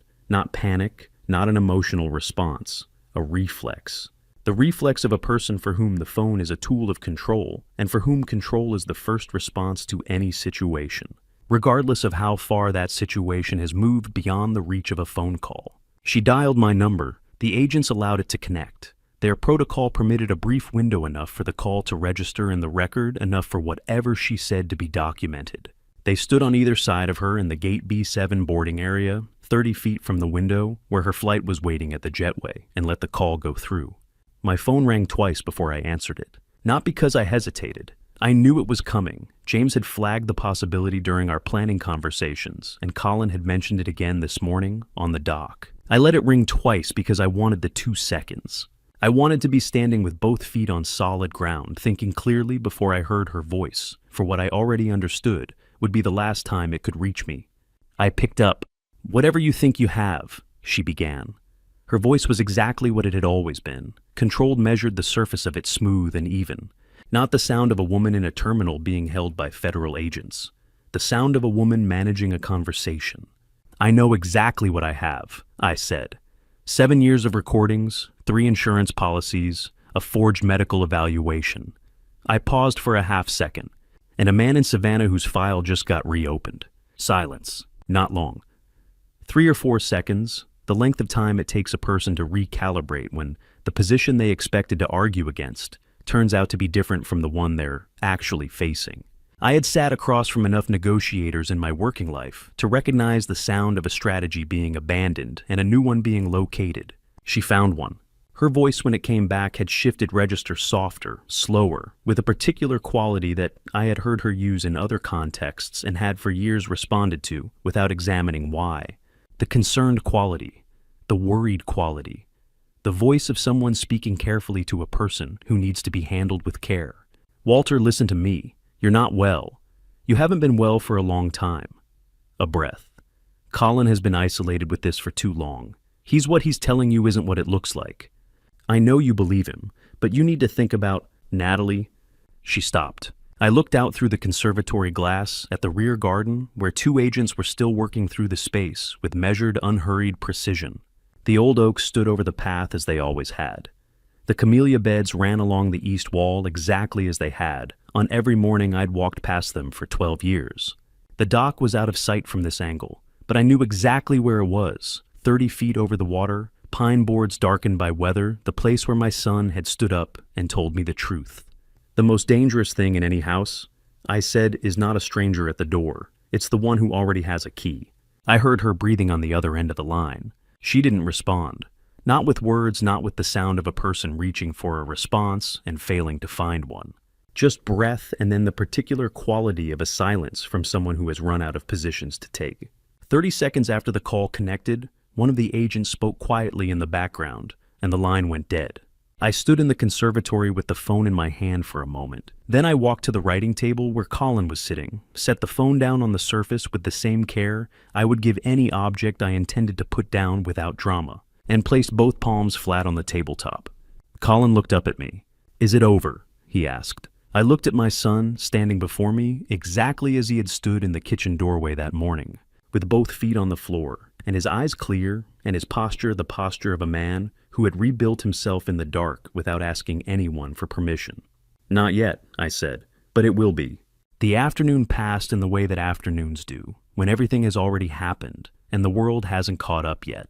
Colin and I had been moved to a small hotel 3 blocks from the historic district. A quiet place, the kind that caters to business travelers and families visiting the colleges, with plain rooms and good air conditioning, and no reason for anyone to look twice at 2 men sitting in adjacent chairs by a window, watching the April light fade over the rooftops of Charleston. The mansion was still an active federal documentation scene. We would not be going back that night, and possibly not for several days. That was fine with both of us. I had called my personal attorney from the hotel room, a brief call enough to put him on notice that developments were occurring, and that I would need him available beginning the following morning. He asked 2 questions, I answered them, and he said he would be ready. That was the whole of it. Then Colin and I sat by the window with bad coffee from the lobby machine and waited. James called at 4:22 in the afternoon. "He's talking," James said. "All of it." He gave us the outline in the measured, precise way he communicated everything, not dramatizing it, not editorializing, just laying it down in the sequence it had been provided. I listened with the phone on speaker, so Colin could hear without having to ask me to repeat it afterward. Dominic had given a full account. He had confirmed the construction site in 2017, confirmed that he had accessed the North Charleston worksite the night before the scheduled inspection, confirmed that the safety hardware on the 4th floor platform had been deliberately removed. He had confirmed his own hand in it, and he had confirmed that the intended target had been Walter Brennan, not Colin. Colin's early arrival at the site that morning had been, in Dominic's own words, an outcome he had not anticipated and could not have corrected once it was in motion. He had confirmed his involvement with Natalie going back to 2015, her placement at Brennan Corp., the deliberate cultivation of her relationship with Colin, the multi-year strategy to position her inside the estate before any formal legal mechanism was set in motion. He had described it the way a person describes a business arrangement, which was apparently how he had always understood it to be. He had confirmed Richard Holt. He had confirmed the Savannah policy, the circumstances of its payout, and his role in facilitating the documentation that had allowed a man's passing to be recorded in a manner that served a specific financial outcome. He named the physician who had signed the relevant paperwork. That name, James told us, was already being cross-referenced against medical board records. He had confirmed Dr. Harmon the forged cognitive assessment and the guardianship strategy. He had confirmed the final medication swap and the timeline attached to it. He had provided the name of the supplier from whom the specific compound had been sourced. He had provided all of it. James said there was one moment partway through the session when Dominic had stopped and asked how extensive the audio record was. When the agent across the table had outlined the scope, 41 months of continuous recordings, cross-referenced with federal financial documentation and 2 years of independent investigation, Dominic had been quiet for approximately 30 seconds. Then he had continued talking. There was nothing left to protect. When James finished and the call ended, I set the phone on the table between us. Colin was looking at the window. The light outside had gone from gold to the flat, soft gray of early evening, the kind of light that settles over Charleston in spring, like something being lowered gently into place. He sat with his hands in his lap and his posture straight, the posture he had maintained for 4 years in a chair he no longer needed now, his naturally. No longer a performance, and he didn't say anything for a while. Then he nodded once. A small single motion downward and back, up the nod of a person checking an item off a list they have been working through for a very long time. Not satisfaction exactly. Not relief, though. I suspected relief was present somewhere beneath it. Something more like completion. The particular quiet of reaching the end of something that required everything you had and discovering that you have in fact arrived. I understood it. I didn't try to add anything to it. We sat in the gray light and drank the bad coffee and let the evening come. The legal notice arrived the following morning. It came through my attorney, forwarded from Natalie's legal representation, a firm based in Columbia, whose name I didn't recognize, which suggested it had been engaged quickly and specifically for this purpose. The document was 4 pages. The language was careful. The argument structured, the tone of it almost impressive in its construction, given the circumstances under which it had been assembled. The central claims were 2. The first, that Colin Brennan had deliberately staged the construction incident of 2017 in order to avoid financial obligations arising from a disputed project contract, and that his subsequent period in a wheelchair had been a calculated deception designed to generate sympathy and avoid legal accountability. The second, that Walter Brennan was a cognitively impaired individual currently being manipulated by his son, and that any statements, evidence, or legal instruments attributed to Walter over the preceding 48 hours should be regarded as products of undue influence rather than competent, independent decision-making. I read it twice, thoroughly the way I read everything twice. Then I set it on the hotel desk and stood at the window for a moment, looking out at the quiet Charleston street below the morning foot traffic. The coffee shop across the road, with its line of early customers, the ordinary, unremarkable movement of a city beginning another day. For the first time since I had stood in my kitchen watching Natalie's car reverse down the driveway, I laughed. Not loudly, not with warmth exactly. A short, quiet sound, the involuntary response of someone who has seen a specific move anticipated correctly and is watching it played out anyway. "She's still playing," I said. Colin looked up from the bed where he'd been reading.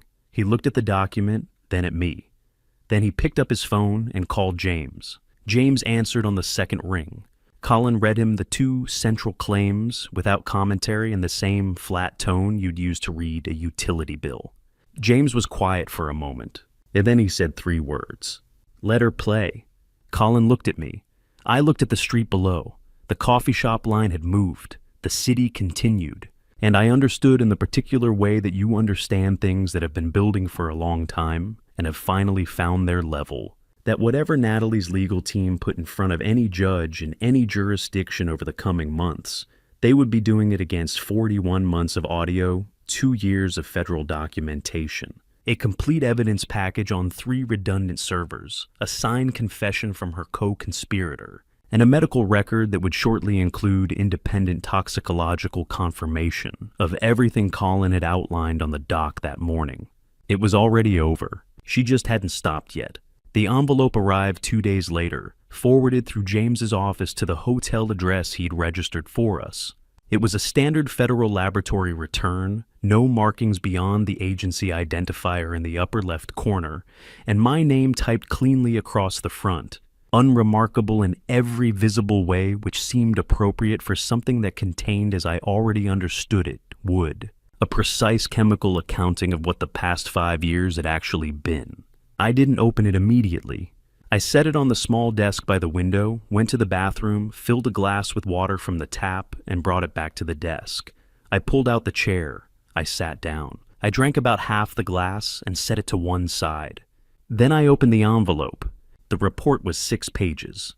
The first 2 were procedural sample identifiers, chain of custody documentation, laboratory certifications, the administrative scaffolding that surrounds the actual findings and gives them their legal standing. I read those pages the same way I had always read the front matter of contracts, quickly noting the structure moving through to the substance. The substance began on page 3. The benzodiazepine concentration in my bloodstream was, according to the report, significantly elevated above any therapeutic range associated with standard prescribed usage, the kind of accumulation that occurs when a compound is administered continuously over an extended period rather than in the acute doses for which such medications are typically prescribed. The report noted that this level was consistent with prolonged low-dose exposure, spanning at minimum several years. The second finding was a cognitive inhibitor, not a compound I recognized by name, and not one that appeared in any prescription record associated with my care. The report described its mechanism, a substance that, in sustained low doses, suppresses the function of the brain regions responsible for pattern recognition and self-trust, without producing the dramatic sedative effects that would draw clinical attention. It made the world a little slower. It made the mind a little quieter. It made the voice that said, "Something is wrong here," a little harder to hear. The third finding was lithium. Low concentration, but consistent, the kind of trace presence that doesn't produce obvious symptoms, but contributes over time to a particular kind of emotional flattening, a reduction in the sharpness of feeling, a blunting of the instincts. At the bottom of page 4, the reviewing physician's summary included one sentence that I read twice. At the concentration levels, documented continued exposure for an additional 6 months would have produced a high probability of irreversible cognitive impairment. I folded the page back along its crease and held it in my hands for a moment. 6 months, if Colin had not been watching. If he had not been making the careful substitutions since 2021, reducing the load incrementally without tipping off the person who was monitoring the bottles. If he had not found the right moment on the right morning to act, 6 more months of what I had already experienced for 5 years would have moved from something recoverable to something permanent. I thought about the morning I had stood in the kitchen and noticed that my coffee tasted right. I thought about how long it had been since something had simply tasted the way it was supposed to. I turned to the second half of the report. Colin's results were on pages 5 and 6, a separate panel run from samples collected on the morning of the arrest. The pattern was different in its specific compounds, but similar in its architecture, a sustained low-level pharmaceutical presence designed to maintain a condition rather than treat one. Substances that were not consistent with any legitimate post-injury care protocol. Substances that, in the language of the reviewing physician, were inconsistent with recovery supportive treatment and consistent with maintenance of existing impairment. They had been keeping him in the chair, even after his nervous system had begun to return. I set the report in the folder Colin had brought from the dock, the one that now contained copies of everything organized and indexed, ready for whatever it would be needed for. I closed the folder. I put the folder on the desk. Neither of us said much for the rest of that afternoon. Dr. Gerald Harmon entered into a cooperation agreement with the federal prosecutors within 3 weeks of the arrest. He provided a full account of his arrangement with Dominic Shaw, the nature of the assessments he had been paid to produce, and the specific instructions he had been given regarding the cognitive evaluation at MUSC Health following my hospitalization. In exchange for his cooperation, the charges against him were reduced from the full scope of what the evidence supported. He would not serve the sentence he might otherwise have served. He would, however, never practice medicine again. His license was revoked permanently by the state medical board within 30 days of the agreement becoming public record. Whatever he had been before Dominic Shaw found him, he would spend the remainder of his professional life being only what he had chosen to become. The trial transcripts arrived 3 months later. James had arranged for them to be sent directly, complete records, everything in the official federal format. The kind of document that reduces months of legal proceedings to hundreds of pages of time-stamped exchange. Colin and I received them at the new address we'd established by then. We were not present in the courtroom for any of the proceedings. That had been a considered decision, and I had not second-guessed it. We read them together, sitting at the kitchen table of the place we were renting, while longer-term arrangements were sorted. Colin made coffee. I turned the pages. Natalie had accepted a plea arrangement. 22 years in federal prison across multiple consolidated charges. Conspiracy to commit financial fraud, elder financial abuse, tampering with pharmaceutical compounds, and a separate charge related to the circumstances of Richard Holt's passing in Savannah, which the reopened investigation had produced sufficient evidence to support. Her attorney had negotiated the terms over 6 weeks. She had signed the agreement without going to trial. Dominic had not accepted any arrangement. He had exercised his right to a full trial, a decision that his attorney had apparently advised against, and that Dominic had overridden. The jury deliberated for 4 hours. The verdict was returned on a Thursday afternoon. Life imprisonment without the possibility of parole. I read that line and I stopped. Not for long. A second, perhaps 2. The kind of pause that isn't hesitation, it's acknowledgement. The acknowledgement of a weight that has finally been set down in its permanent place after being carried for a very long time across a very long distance. I folded the transcript back into its envelope. Colin was watching me from across the table. "Is it enough?" he asked. I placed the envelope on the table between us, flat and even, and left my hand resting on it for a moment before I looked at him. "It's final," I said. "That's enough." 4 months after the morning Natalie pulled her carry-on down the staircase and out the front door, I stood in the main sitting room of the Charleston estate for the last time. The rooms had been cleared, the furniture either moved to storage donated or sold through an estate liquidator Colin had found. The built-in shelves in the library were empty, the books boxed and sent ahead. The camera housing that Colin had installed in the hallway clock was gone.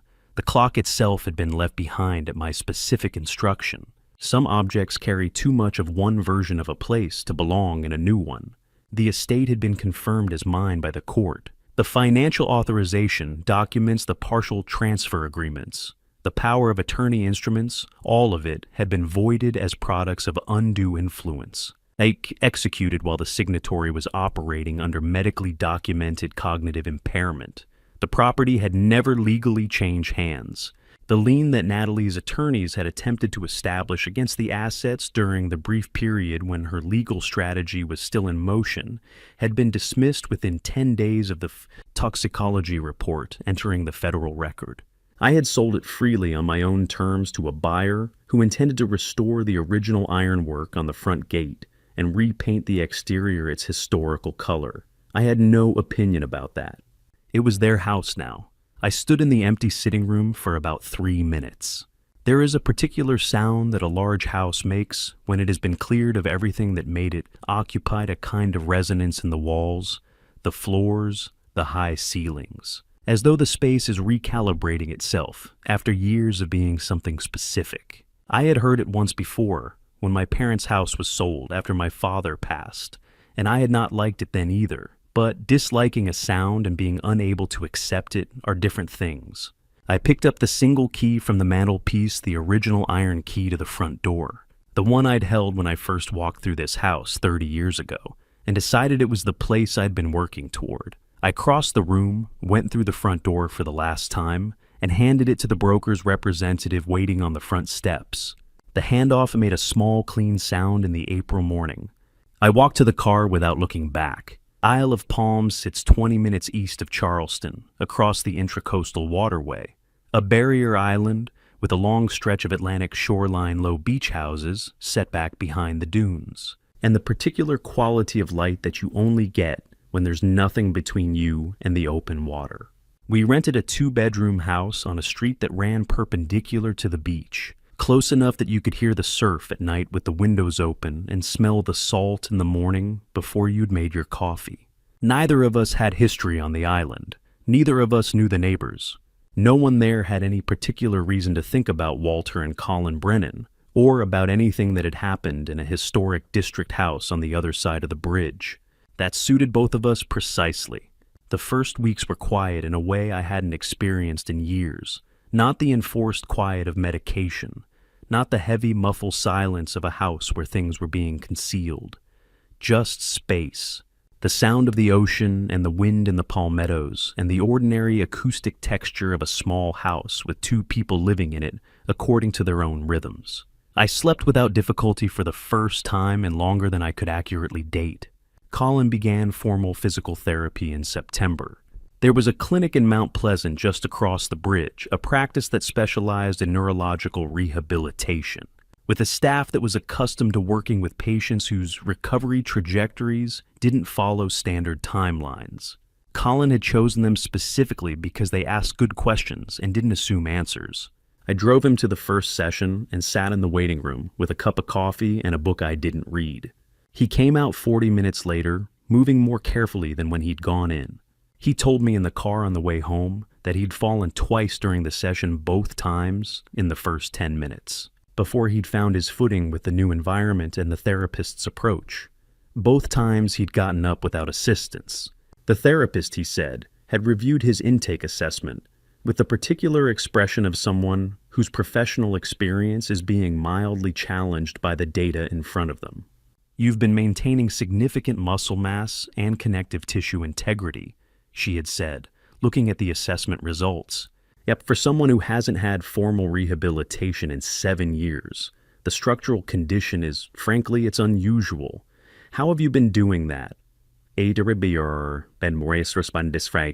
Colin had considered the question for a moment. Then he'd smiled. I had not seen my son smile, genuinely smile, the kind that starts somewhere behind the eyes and arrives on the face without being constructed, since before the accident in 2017. Since before the years in the wheelchair, before the nights on the cold floor, before the years of holding something enormous in complete silence while continuing to show the world a face it expected to see. He told me about it that evening on the back porch, watching the light go off the water. I didn't say anything. I just sat next to him and let the evening do what evenings on that island did, which was to continue arriving regardless of what had come before them. My own recovery moved more slowly and more visibly with each passing week. The fog lifted in increments, not all at once, not in a single morning of sudden clarity, but gradually, the way a room becomes bright as the sun rises rather than as a switch is thrown. I noticed it in small things first. The way I could hold a thought from one end of a sentence to the other without losing the thread. The way I could read a page of a document and remember its content without having to reread it immediately. The way mornings felt like mornings again, actual mornings, with their own quality and weight, rather than one continuous dim interval between one night and the next. By October, I was myself. Not the version of myself that had existed for the past 5 years, moving through a pharmaceutical gauze. The version that had existed before, modified by what I now knew and what I had been through, older, quieter, in certain ways, more deliberate but mine. About a month after we moved in, I put a small piece of paper on the refrigerator door. It listed 3 things: medication to be taken only from original sealed packaging, verified at the point of dispensing, monthly financial statement review conducted personally. Passwords changed every 90 days with no exceptions. Colin read it that evening when he came into the kitchen. He stood at the refrigerator for a moment, then picked up the pen from the counter and added a fourth line at the bottom in his own handwriting, smaller than mine. Coffee, always make your own. I looked at the line for a long moment. Then I looked out the kitchen window. The morning was still early enough that the beach light was coming in, low and flat, laying itself across the water in the particular way it does on the island before the day has fully decided what it wants to be. The sound of the surf moved through the window glass, steady and unhurried, the way the ocean continues, regardless of what has happened on the land beside it. I reached for the coffee maker. 2 years. I know the exact date the way you know, the dates of things that have reorganized your understanding of your own life. But I don't count from it anymore. I used to in the first months, measuring distance from the morning in Charleston, the way a person measures distance from a medical diagnosis or the end of a long war, checking the calendar against memory, running the arithmetic of how far we'd come. I stopped doing that sometime in the second year, not because the distance stopped mattering, but because the present had become sufficiently itself that it no longer needed to be defined by its relationship to the past. This morning, I woke before Colin and went to the kitchen. The Isle of Palms house faces east, which means that by the time I'm standing at the counter with the coffee grinder in my hands, the first light is already coming through the window above the sink, low and pale, the particular color of early morning on the Atlantic coast, when the sky hasn't committed to blue yet, and everything is still held in that quiet, undetermined light that belongs only to the hour before the day begins. I measured the coffee with a small spoon Colin had bought at a market in Mount Pleasant, the right amount the way I liked it, no more and no less. Not because I was being careful in the way that suspicion requires carefulness, because I had learned over the past 2 years that doing things correctly is its own form of attention. That precision applied to small things is a way of being present in them.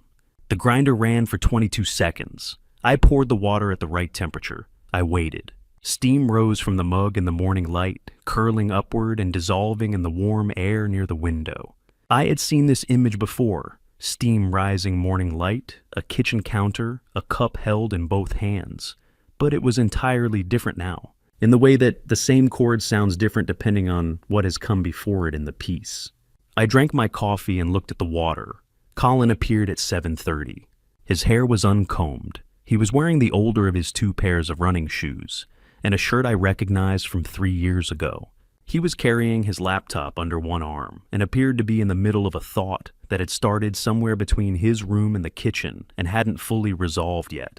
"Morning," he said, moving toward the coffee maker with the unhurried ease of someone who knows exactly where everything is. Morning," I said. He poured his coffee. He sat down at the table across from me. He opened the laptop and looked at whatever he'd been thinking about, and the kitchen settled into the comfortable quiet of 2 people occupying the same space without requiring anything from each other. That was all. That was exactly all. I want to be precise about this because it matters the ordinariness of that moment. The uncombed hair, the mismatched socks. I noticed when he crossed his legs under the table. The specific unremarkable sound of a laptop opening on a kitchen table was not something I took for granted. I noticed it the way you notice things that you almost didn't get to have, with a particular quality of attention that doesn't announce itself, but is present in everything. Colin has been working as an independent construction safety consultant for the past 18 months, operating remotely from the island. His current project, the one that has occupied most of his working hours for the better part of a year, is a monitoring system for structural safety equipment. The specific problem he's solving is detection, how to build hardware and software that registers any unauthorized interference with load-bearing safety mechanisms and flags it immediately, with a record that cannot be altered after the fact. He has never explained to me directly why he chose this particular problem to work on. He has never needed to. A legal update arrives every few months forwarded through my attorney's office. Status reports primarily the administrative correspondence that accompanies long federal sentences. I read each one when it comes to note what it says and file it in the folder I keep in the second drawer of my desk. The folder is thin. There is not much to note. I have been asked more than once how I feel about the people who are named in those reports, whether there is anger, whether there is something that requires resolution or expression or continued processing. The honest answer is that what I feel when I think about them is a kind of settled clarity. Not absence of feeling something more active than that, but less consuming than anger. Anger, I have learned, is expensive. It requires constant fuel and constant maintenance, and it takes up space that could be used for other things. What replaced it somewhere in the first year on this island was something quieter and more durable. Peace is not passive. It is not the absence of awareness or the erasure of what happened. It is the decision made again, sometimes daily, in small moments to direct your attention toward what is living rather than what has already been settled. Hatred needs feeding. The kind of stillness I've arrived at does not. Some mornings, when the light is right and the sound of the surf is coming through the window at the particular angle that makes it feel like it's inside the room rather than outside. I think about a morning 2 years ago. I think about standing in a kitchen in Charleston with a cup of coffee that tasted better than it should have, watching a car reverse down a driveway, and not yet knowing why anything was about to change. I think about the sound of footsteps on a hardwood floor above my head, steady, certain, real, and the figure that appeared in the kitchen doorway. I think about how close I came to not listening, not because I would have dismissed what Colin had to say, but because there is a version of that morning, a version that existed in the years of pharmaceutical quieting, where a voice says you're tired, you're imagining things. It's fine. It's always fine, just loudly enough to make the other voice harder to follow. I had lived in that version for 5 years. The distance between that version and the one that actually happened was thinner than I like to think about. What I understand now that I didn't fully understand then is that paying attention is not a passive act. It is not simply the absence of distraction. It is the practiced, deliberate act of being present enough to notice what is actually happening in a room, in a relationship, in a body, in a life, rather than the story you've been given about what is happening. That is the thing I would carry forward if I had to name one thing. Colin looked up from the laptop and closed it. Walk, he said, meaning the beach, meaning the stretch of shoreline we'd worked into the morning routine sometime in the first month on the island. Shoes off, coffee, finished. The 40 minutes before the day's demands began that belonged entirely to the sound of the water and the feeling of sand still cool from the night. I looked at my cup. There was one last measure of coffee remaining. I lifted the mug and drank it all the way down, unhurried, tasting it the way it deserved to be tasted. Not bitter, not heavy, not laced with anything except what I had put in it myself. Just coffee. I set the mug on the counter and picked up my phone from the table. Before I put it in my pocket, I looked at it for a moment, and I want to say something directly to whoever has been with this story from the beginning. I don't know where you are right now. I don't know what time it is where you're sitting, or what you were doing before you found this. But if any part of what Walter and Colin went through has stayed with you, if something in it felt familiar or clarifying or simply like something you needed to hear, I'd like to know. Leave a comment. Tell me where you're watching from. Tell me what time it is there right now in your part of the world. Because sometimes knowing there's someone on the other side of a story, paying attention, that turns out to be enough. I put the phone in my pocket. Let's go, I said. Colin was already at the door. The sound of the ocean came through it when he opened it. The long, unhurried sound of water that has been arriving at this particular shore since long before either of us was here, and will continue long after. We walked out into the morning. If you've stayed with me this long, then you've heard the full weight of this family story. And I want to be honest with you about something I don't always say out loud. I almost missed it. Not because I wasn't paying attention, because I had been slowly, deliberately taught not to trust my own attention. Every instinct that said something is wrong here was quieted by medication, by routine, by a version of care that was never care at all. That is the part of this family betrayal that took me the longest to forgive myself for. Not the signed documents, not the years of confusion, but the mornings I almost had the thought and let it go. So here is what I would say if I could say anything to someone standing where I once stood. Don't wait for certainty before you ask questions.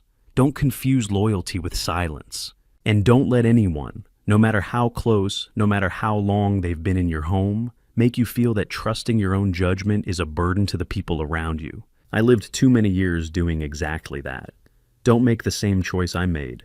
I believe that God places people in our lives at exactly the right moment, not always when we ask, but but precisely when we need them most. Colin was there in the dark, rebuilding what had been taken from both of us, while I sat at a breakfast table and called it a normal morning.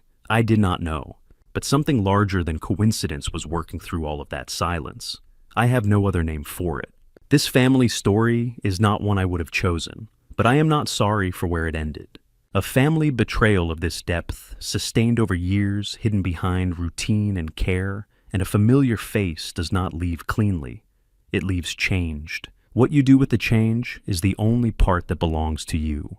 The lesson I carry is simpler than the story. Peace is not the absence of difficulty. It is what remains when you have stopped feeding everything that wants to consume you. This family betrayal arrived quietly in small gestures, in routines, in the face of someone who already had a key to every room. Hatred is expensive. Clarity is not. Choose clarity even when it is late, even when it costs you the life you thought you had. This family story ends on an island with bad coffee from a lobby machine, replaced by a cup I made myself. That is enough. That is more than enough. Pay attention, make your own coffee, and never stop listening for the footsteps that matter. Thank you for walking through this with me all the way to the end. If something in it stayed with you, I'd genuinely like to know. Drop a comment and tell me, what would you have done if you were in Walter's position, sitting at that kitchen table? Watching that car back down the driveway, I'd love to hear your perspective.